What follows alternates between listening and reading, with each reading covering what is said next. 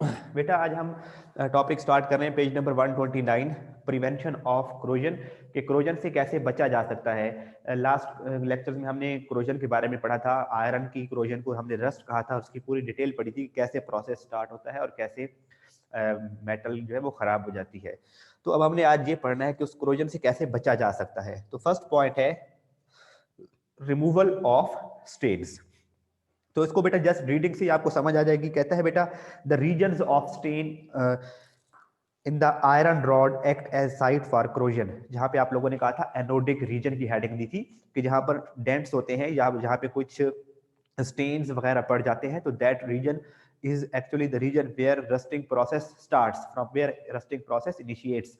तो अगर मेटल को क्लीन रखा जाए, साफ रखा जाए, तो रस्टिंग का प्रोसेस स्टार्ट नहीं होगा।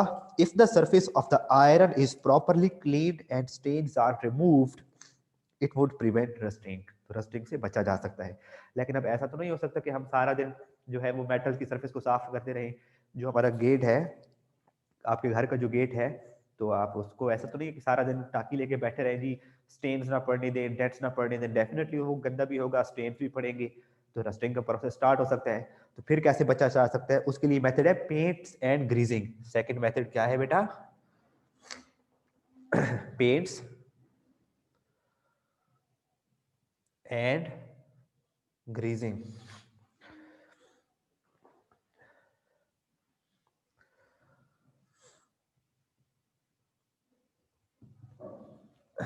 पेंट्स एंड ग्रीजिंग, तो इसको भी बेटा जस्ट रीड करने वाला है, सिंपल सा। ग्रीजिंग और painting of the surface can prevent the rusting of iron. आप लोगों ने अक्सर ये देखा होगा, मोटर बाइक्स जो बच्चे चलाते हैं या जिनके घरों में किसी के भाई या फादर के पास मोटर बाइक हो, तो उसकी चेन को ऑयल लगा दिया जाता है। एक तो वो स्मूथ चलता है, दूसरा उसको जंग नहीं लगता। ग्रीजिंग का ग्रीस भी इसी तरह से बेटा, ग्रीस क्या करती है, जिस सरफेस पे आपने ग्रीस लगा दिया है, अगर लेट्स सपोज ये कोई मेटल की सरफेस है और इसके ऊपर आपने ग्रीस क्लियर लगा दी है, तो अब जो है वो वाटर जो है वो पेनिट्रेट नहीं कर सकता। जिस मेटल की सरफेस के ऊपर ग्रीस लग चुका है या ऑयल लग गया है या पेंट लगा दिया है, तो वो पेंट ये क्या करता है, वो वाटर को अंदर नहीं आने देता। जब मेटल के साथ यहाँ पे लेट्स सपोज इसको अंदर मेटल मौजूद है, जब मेटल तक वाटर नहीं पहुंच सकता, तो फिर रस्टिंग का प्रोसेस स्टार्ट नहीं होता। तो ग्रीजिंग और painting on the surface can prevent the rusting of iron. With development of technologies, modern paints contain a combination of chemicals called stabilizers that provide protection against the corrosion. Modern technologies को use करके paints के अंदर ऐसे material शामिल किए गए हैं जिनको कहते हैं स्टेबलाइजर्स। और स्टेबलाइजर्स बेटा सिर्फ और सिर्फ रस्टिंग से प्रिवेंट नहीं करते, बल्कि क्या करते हैं, they in addition to prevention against the weathering and other atmosphere effects. Weathering होता है बेटा, जो ऑर्डिनरी पेंट्स होते हैं ना, अगर आपने घर के बाहर की दीवार पे ऑर्डिनरी पेंट किया हुआ है, तो with the passage of time वो उतरना शुरू हो जाता है। मौसम के इफेक्ट की वजह से, बारिश की वजह से, धूप की वजह से, तो कलर्स हैं वो डैमेज हो जाते हैं, उनकी जो शाइन है वो खत्म हो जाती है या वो उतरना शुरू हो जाते हैं। तो वेदरिंग होता है बेटा कि किसी भी एक्सटर्नल सरफेस का एटमॉस्फेयर की वजह से खराब होना।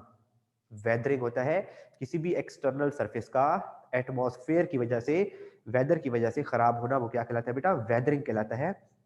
तो पेंट्स के अंदर ऐसे मटेरियल्स शामिल किए जाते हैं जो रस्ट से भी बचाते हैं, रस्टिंग के प्रोसेस से भी प्रिवेंट करते हैं उस मेटल को, और उस मेटल को इन्वायरमेंट के इफेक्ट से भी बचाते हैं। यानी कि ठीक है, अगर हमने किसी चीज के ऊपर पेंट कर दिया, वो रस्ट से बच जाएगा, लेकिन इन्वायरमेंटल इफेक्ट्स उसको डैमेज करेंगे। लाइक लाइक वेदर है, ठंड सर्दी है, गर्मी है, बहुत हीट पड़ रही है, बारिश हो रही है, तो मेटल्स की सरफेस उससे भी खराब हो सकती है। तो जो पेंट्स एंड ग्रीसिंग का मेथड है, that not only prevents corrosion but also protects metals from weathering and environmental effects. Next है बेटा एलॉइंग। थर्ड मेथड क्या है? एलॉय।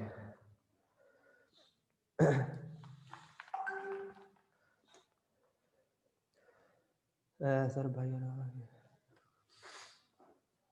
अच्छा, थर्ड पॉइंट पे बेटा हम है एलॉय।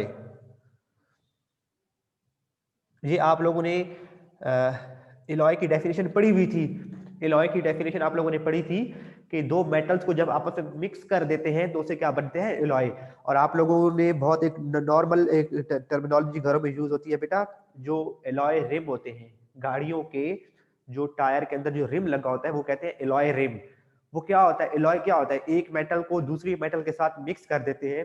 तो इस तरह से जो स्टील है बेटा, जो स्टेनलेस स्टील है, आप लोगों ने अक्सर नाम सुना होगा स्टेनलेस स्टील।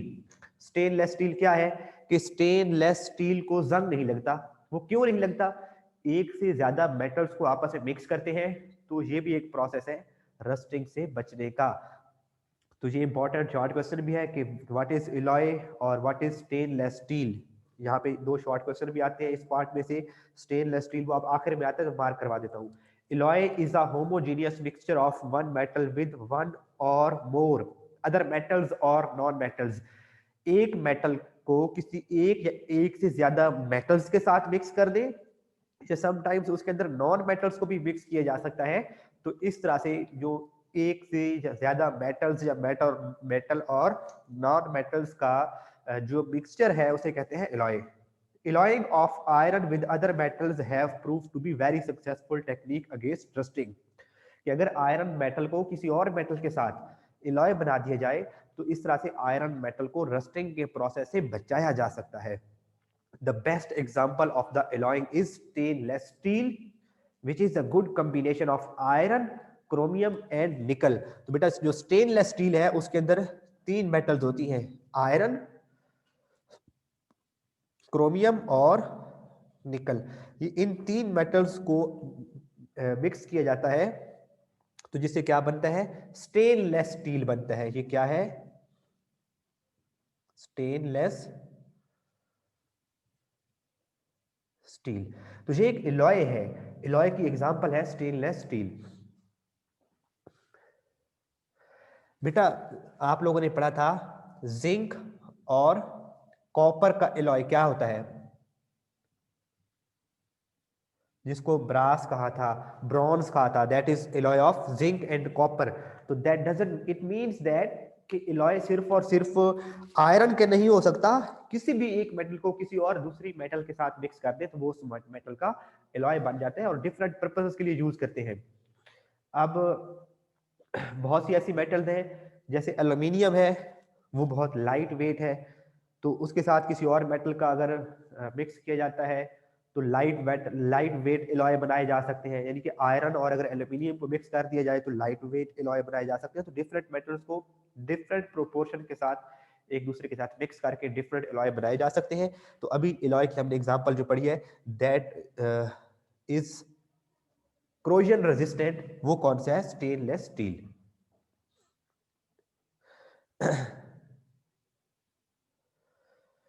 बच्चे ने पूछा है मेटल और स्टील में डिफरेंस क्या है। बेटा मेटल एक प्योर सब्सटेंस है, मेटल है वो सिर्फ और सिर्फ एक एलिमेंट पर मुश्तमिल होगा। जैसा कि आयरन एक मेटल है, गोल्ड सिर्फ अगर गोल्ड के एटम है तो वो एक मेटल है, कॉपर के अगर सिर्फ एटम है तो वो एक मेटल है। लेकिन अगर आप गोल्ड को किसी और मेटल के साथ मिक्स कर देते हैं, अगर आप कॉपर को जिंक के साथ मिक्स कर देते हैं, दो मेटल्स या फिर दो मेटल्स के अंदर समटाइम्स नॉन मेटल्स को भी मिक्स किया जाता है तो वो मिक्सचर बन जाता है, तो वो क्या कहलाता है, एलॉय कहलाता है।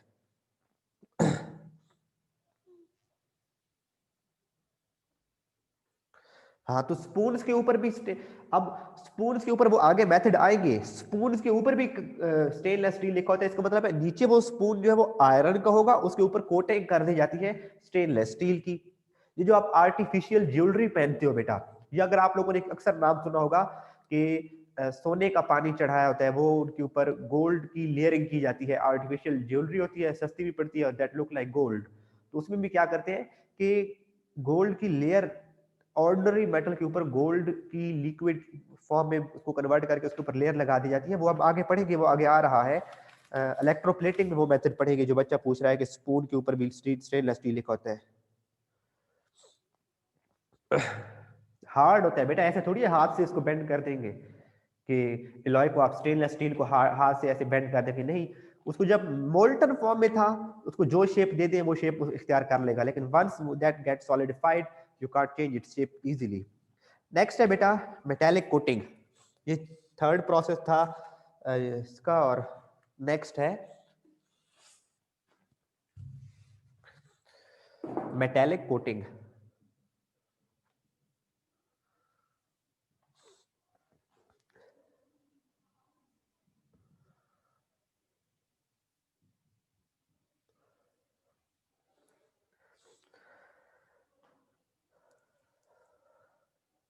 अब बेटा कुछ मेटल्स ऐसी हैं जिनकी क्रोजन नहीं होती या जिनकी क्रोजन बहुत कम होती है, जैसे बेटा जिंक मेटल है, जैसे क्रोमियम मेटल है, और जैसे एक टिन है मेटल, टिन, आपने टिन कैन सुने होंगे। ये ऐसी मेटल है जिनको क्रोजन बहुत स्लो होती है या जिनको क्रोजन नहीं लगती। हम ये कहते हैं कि ये क्रोजन रेजिस्टेंट मेटल्स हैं, ये इन्वायरमेंट में अगर पड़ी भी रहे तो इनकी सरफेस खराब नहीं होती।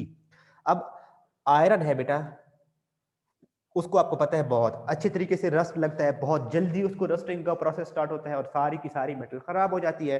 तो एक प्रोसेस ये है कि अगर लेट्स सपोज ये आयरन की मेटल है, आयरन है, ये हमारे पास क्या है, आयरन, तो हम क्या करें, आयरन मेटल के ऊपर किसी और मेटल की कोटिंग कर दें, थिन सी लेयर उसके ऊपर कोटिंग कर दें। Let's suppose zinc metal molten form में पड़ा हुआ है, पिघला हुआ है जिंक मेटल, उसके अंदर डिप कर दें हम किसको, आयरन मेटल को, और उसको बाहर निकाले, ड्राई कर दे, तो जब ड्राई होगा तो है अंदर क्या, ज्यादा मेजर चीज अंदर आयरन है, और आयरन के ऊपर जिंक की क्या हुई, कोटिंग हो गई, तो इसे कहते हैं मेटेलिक कोटिंग। तो ये भी एक प्रोसेस है रस्टिंग से बचने का। तो ये भी सिंपल है बेटा, the best method for protection against corrosion of metals expose to acidic conditions is coating the metal with other metal, कि एक मेटल के ऊपर किसी दूसरी मेटल की कोटिंग कर दी जाए। तो ये एसिडिक कंडीशंस में बेस्ट मेथड है प्रोटेक्शन अगेंस्ट क्रोजन।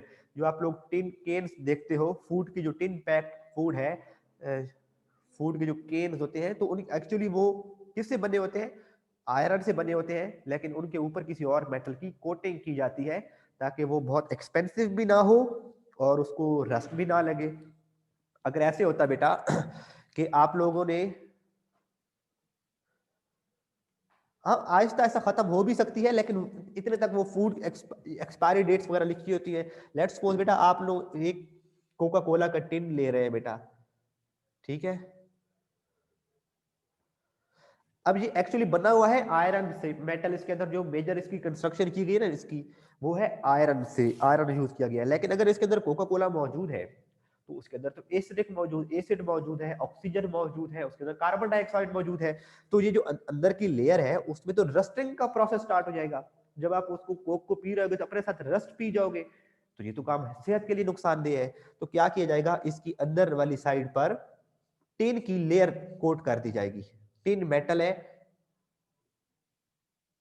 ये सारी अंदर इसकी बिल्कुल शाइनी सी सरफेस हो जाएगी। इसके अंदर अब क्या चीज कोट हो गई है, टिन मेटल, जी, तो इसे कहते हैं टिन पैक। तो अब इसके अंदर जो भी इसके अंदर मौजूद है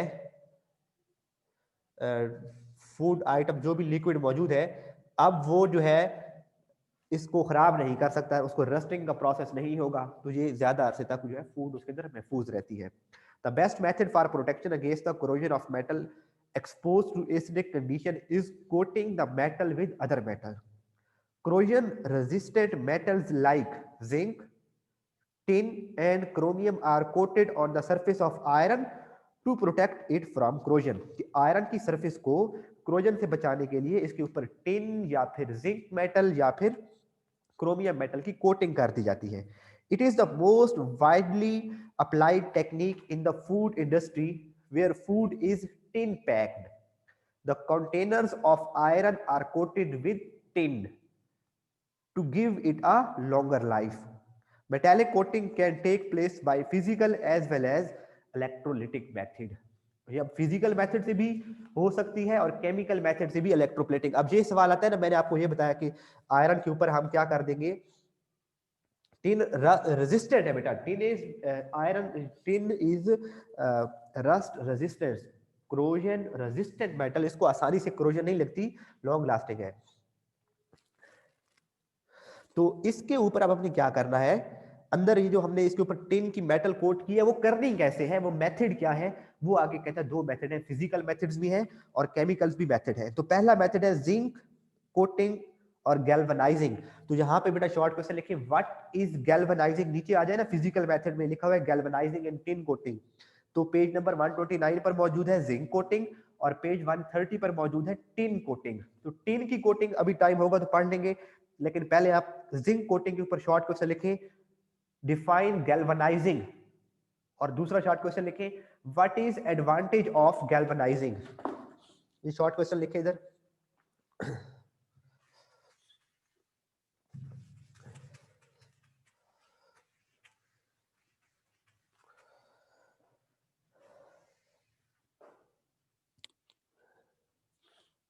जी बेटा वानिया बताए जिंक कोटिंग और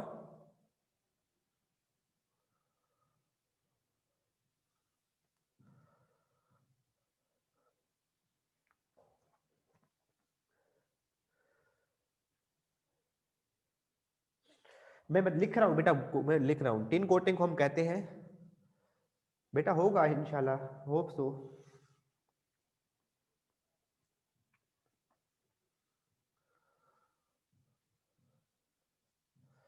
पहला शॉर्ट क्वेश्चन है यहाँ पे, व्हाट इज गैल्वनाइजिंग।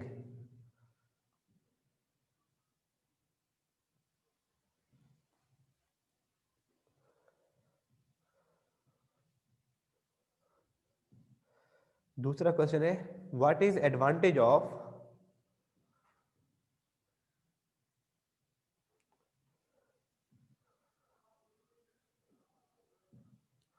गैल्वनाइजिंग।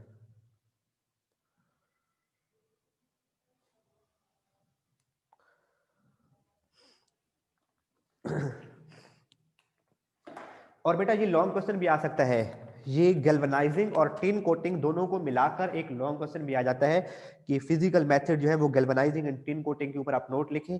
तो अगर ये लॉन्ग क्वेश्चन आता है तो फिर दोनों को कंप्लीट लिखेंगे, टिन कोटिंग भी और जिंक कोटिंग भी। तो सबसे पहले तो बेटा इधर हेडिंग देंगे गैल्वनाइजिंग, बिल्कुल स्टार्ट में, the process of coating a thin layer of zinc on iron is called galvanising. यानी कि बेटा अगर ये हमारे पास आयरन का मेटल है, ये आयरन मेटल का पीस है, इसके ऊपर हम क्या करें, ये आयरन है, इसके ऊपर हम किसकी कोटिंग कर दें बेटा, zinc, thin coating of zinc. ये किसकी कोटिंग है, मैं इसको ZN से लिख रहा हूं, ZN मीन जिंक कोटिंग। तो अगर आयरन के ऊपर हम जिंक की लेयर कोट करवा दें, अब ये अंदर आयरन था और उसके ऊपर क्या मौजूद है, उसके ऊपर जिंक की लेयर आ गई है, तो इस प्रोसेस को क्या कहते हैं, आयरन के ऊपर जिंक को कोट करने का जो प्रोसेस है उसे कहते हैं गैल्वनाइजिंग। तो आसान सी डेफिनेशन है बेटा, द प्रोसेस ऑफ, एक minute,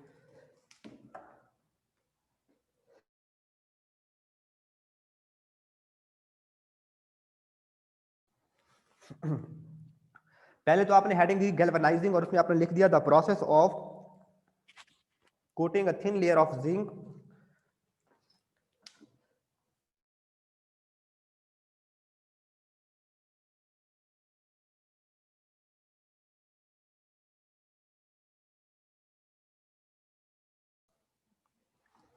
the process of coating a thin layer of zinc on iron is called galvanising. उसके बाद कहते हैं यहाँ पे लिखे ना दिस प्रोसेस, इसके ऊपर हेडिंग देंगे प्रोसेस। अब यानी कि गैल्वनाइजिंग को हमने डिफाइन कर दिया, अब गैल्वनाइजिंग को करेंगे कैसे, उसका प्रोसेस क्या है, उसका मेथड क्या है। This process is carried out by dipping a clean iron sheet in a zinc chloride bath. सबसे पहले हमने क्या लिया बेटा, इसका प्रोसेस क्या है कि एक इस तरह से हमारे पास बीकर मौजूद है और उसके अंदर क्या मौजूद है, जिंक क्लोराइड लिक्विड मौजूद है, जिंक क्लोराइड। सबसे पहले हमने मेटल को क्या करना है, ये हमारी जो मेटल थी उसको हमने यहाँ पे क्या करना है, डिप करना है। मेटल को लिया, उसको जिंक क्लोराइड में डिप किया ताकि वो उसकी सरफेस जो है वो साफ हो जाए।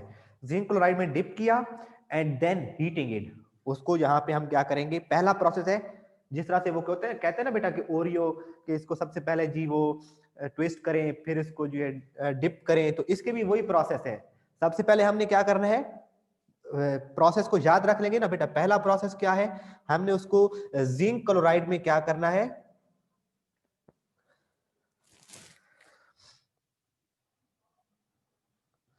जिंक क्लोराइड में क्या करना है, उसको डिप करना है। दूसरा प्रोसेस क्या है, फिर सेकंड पे इसको क्या करना है, फिर हीट करना है। यानी कि वो जो मेटल है उसको जिंक क्लोराइड में डिप किया, फिर उसको हीट किया, और थर्ड प्रोसेस क्या है उसके बाद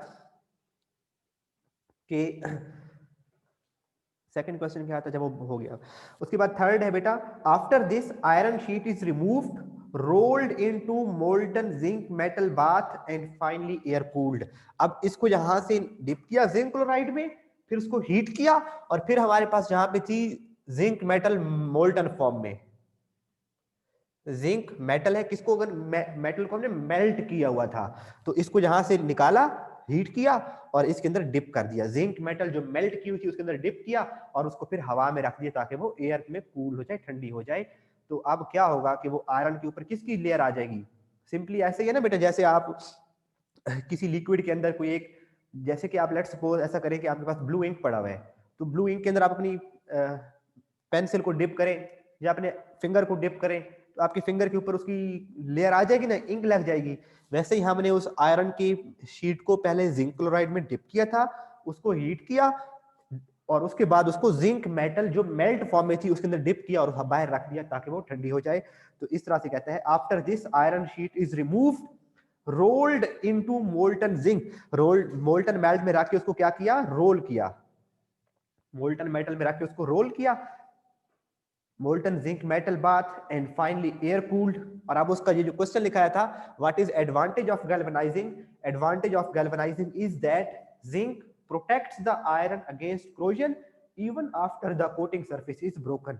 और उसका फायदा ये होता है, लेट्स सपोज अगर थोड़ी बहुत आयरन की सरफेस यहाँ से खराब भी हो जाए, इधर से थोड़ी बहुत खराब हो गई है, थोड़ी बहुत यहाँ से खराब हो गई है, कहीं पे मौजूद है, कहीं से खराब हो गई है, तो फिर भी आयरन मेटल जो है वो प्रोटेक्ट रहती है रस्टिंग या क्रोजन से। बेटा अभी 10 मिनट रहते हैं, सब्र करके बैठे रहें। नेक्स्ट पेज पर आ जाए बेटा, वहां पे टिन कोटिंग, और बिल्कुल इसी तरह से टिन कोटिंग का प्रोसेस आता है पहले कि बेटा व्हाट इज टिन कोटिंग, जैसे इधर था ना व्हाट इज गैल्वेनाइजिंग, तो आप लोग अब जिंक कोटिंग पर आएंगे, और जिंक कोटिंग के ऊपर शॉर्ट क्वेश्चन लिखेंगे, what is tin coating.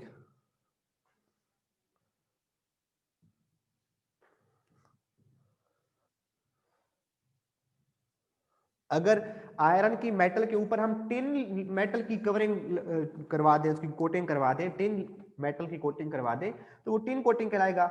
It involves the process क्या है, it involves the dipping the clean sheet of iron in a bath of molten tin and then passing it through hot rollers. सबसे पहले हमने क्या करना है, tin के process में हमने एक, हमारे पास यहाँ पे क्या होगी, टिन मेटल होगी, मोल्टन फॉर्म में मेल्ट हुई हुई है। हमने क्या किया, आयरन के पीस को उसके अंदर डिप किया, और यहां से फिर निकाल के उसको हॉट रोलर में से पास किया। लेट्स सपोज ये रोलर है, मूव कर रहे हैं, और ये हमारी मेटल है, तो उसको हॉट रोलर में से क्या करेंगे, पास करवाएंगे। पहला क्या है, it involves the dipping of the clean sheet of iron in a bath of molten tin and then passing it through hot rollers. Such sheets are you, और बस वो टिन कोटिंग हो गई, डिप किया उसको और हार्ड रोलर में से पास करवाया ताकि वो ड्राई हो जाए, तो क्या हो गई, टिन कोटिंग हो गई है। अब उसका फायदा क्या है, फिर उसको यूज कहाँ करते हैं, sorry, such sheets are used in the beverage and food cans. वो जो लिक्विड फूड के जो केन्स होते हैं उनके अंदर यही टिन कोटिंग वाली सरफेस यूज की जाती है। The tin protects the iron only as long as its protective layer remain intact। और तब तक, यानी कि अगर ये आयरन की शीट थी और इसके ऊपर क्या कवरिंग किसकी हो गई है, अब टिन की कवरिंग हो गई है। कहता है the tin protects the iron only as long as its protective layer remains intact। remains intact का मतलब है जब तक इसकी प्रोटेक्टिव लेयर बिल्कुल ठीक रहेगी। पहली लाइन बेटा देख लो, गुलाम मुस्तफा बेटा गैल्वेनाइजिंग की डेफिनेशन बिल्कुल पहली लाइन में थी, पिछले पेज के पेज 129 पे जो लास्ट पैराग्राफ था। अगर ये यहां से डैमेज हो गई, थोड़ी सी भी डैमेज हो गई, टिन की कोटिंग थोड़ी सी भी डैमेज हो गई, once it is broken and the iron is expose to the air. अब यहाँ पे, यहाँ से एयर भी अंदर आ सकती है, वाटर वेपर्स भी अंदर आ सकते हैं, expose to the air and water. A galvanic cell is established and iron rust rapidly. तो अगर थोड़ा सा इसकी टिन कोटिंग डैमेज हो गई तो आयरन की रस्टिंग का प्रोसेस स्टार्ट हो जाता है। तो ये था बेटा टिन कोटिंग और जिंक कोटिंग। और उसके अलावा हमने पहला पढ़ा था कि आयरन हम जो है मेटल को कैसे उसकी क्रोजन को प्रिवेंट कर सकते हैं। पहला था भाई क्लीनिंग स्टेन्स, कि हम मेटल को साफ रखेंगे तो उसको जो है क्रोजन का प्रोसेस स्टार्ट नहीं होगा। सेकंड था पेंट्स एंड ग्रीजिंग, और पेंट्स और ग्रीजिंग भी इफेक्टिव वे है क्रोजन से बचने के लिए। इलॉइंग जो है वो ज्यादा बेहतर मेथड है जिसमें एक मेटल को किसी दूसरी मेटल या नॉन मेटल के साथ मिक्स करते हैं। और वहां से शॉर्ट क्वेश्चन आता है व्हाट इज स्टेनलेस स्टील। तो stainless steel is alloy of निकल, zinc and chromium and it is corrosion resistant alloy. और उसके बाद था मेटालिक कोटिंग, कि अगर एक मेटल के ऊपर किसी दूसरी मेटल की कोटिंग कर दी जाए, और ऐसी मेटल की कोटिंग करें जिसको क्रोजन ना लगता हो या जो क्रोजन रेजिस्टेंट हो, तो इस तरह से एक मेटल को हम क्रोजन से बचा सकते हैं। तो उसके दो मेथड फिर हमने पढ़े हैं फिजिकल मेथड्स, एक है जिंक कोटिंग और एक है टिन कोटिंग। और जिंक कोटिंग को हम नाम देते हैं गैल्वेनाइजिंग का, कि किसी भी मेटल के ऊपर अगर आयरन मेटल के ऊपर जिंक की कोटिंग कर दी जाए, आयरन मेटल के ऊपर जिंक की कोटिंग की जाए तो उसे कहते हैं गैल्वेनाइजिंग। और इसका प्रोसेस क्या था कि सबसे पहले उस आयरन मेटल को जिंक क्लोराइड बाथ में डिप करें, फिर उसको ड्राई करें and then dip it in the molten zinc and air cooled इसको करें, तो ये जिंक कोटिंग हो गई है। और उसका एडवांटेज ये था कि अगर थोड़ी बहुत जिंक कोटिंग सरफेस खराब भी हो जाए तो फिर भी वो मेटल जो है वो क्रोजन से बचा रहता है। फिर टिन कोटिंग की तरफ आए, व्हाट इज टिन कोटिंग। हमने क्या कहा था कि the coating of thin layer of tin on iron is called tin coating. इसका प्रोसेस क्या था कि वो जो आयरन की हीट है उसको हमने मोल्टन टिन में डिप करना है और उसको फिर हमने हॉट रोलर में से पास करना है, उसको ड्राई हो जाएगा तो टिन कोटिंग हो गई है। और ये मोस्टली फूड बेवरेजेस जो है जो टिन केन्स हैं उनके अंदर यही टिन कोटिंग होती है। लेकिन इसका थोड़ा सा प्रॉब्लम ये है कि अगर थोड़ी बहुत ये तब तक आयरन को महफूज रखेगा रस्टिंग से जब तक ये सारी सरफेस इंटैक्ट रहे, ये सारी टिन कोटिंग महफूज रहे। अगर टिन कोटिंग थोड़ी बहुत भी ब्रेक हो गई फिर रस्टिंग का प्रोसेस स्टार्ट हो जाएगा। तो ये था बेटा हमारा आज का टॉपिक। बट बस बेटा लेक्चर एंड हो गया है, इसको टॉपिक को अच्छे तरीके से पढ़े। और नेक्स्ट जो है अब हम कल बेटा डिस्कस करेंगे very important topic electrolytic method. Electroplating very important topic है। और कल और इंशाल्लाह ताला परसों जो है हमारा ये चैप्टर इंशाल्लाह खत्म हो जाएगा। ओके बच्चों, आज के लिए इतना ही। अल्लाह हाफिज बेटा।